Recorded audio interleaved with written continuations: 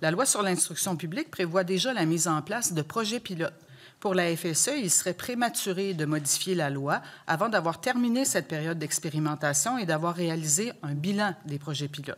Alors là, le projet de loi est assez clair, je pense, sur les circonstances exceptionnelles là, qui nous amèneraient à mettre en place de l'enseignement à distance. Ça ne vous rassure pas, ça?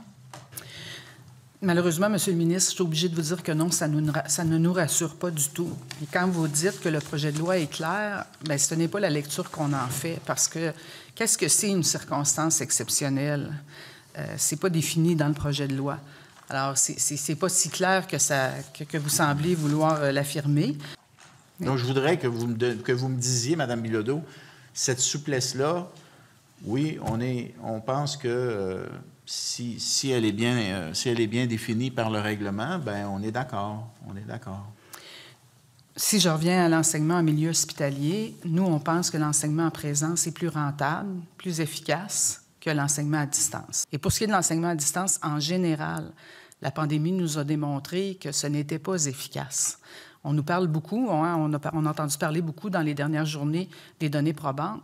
Mais vous savez, on nous parle souvent de l'effet enseignant. Et on nous dit, dans les données probantes, que le lien que l'enseignant établit avec les élèves, c'est un élément essentiel qui favorise la réussite des élèves. Et ce lien-là, il est difficilement possible à distance. Pourquoi, selon vous, le ministre n'attend pas le bilan ou les résultats du projet pilote qui soit terminé avant d'aller de l'avant avec son projet de loi pour la formation à distance? La crainte que l'on a, c'est que l'enseignement à distance devienne la solution à la pénurie actuelle. Quand on parle de circonstances exceptionnelles, bien, est-ce que le fait de ne pas avoir d'enseignants de chimie dans tel village, à tel endroit au Québec, va faire en sorte que l'enseignement à distance va devenir la solution?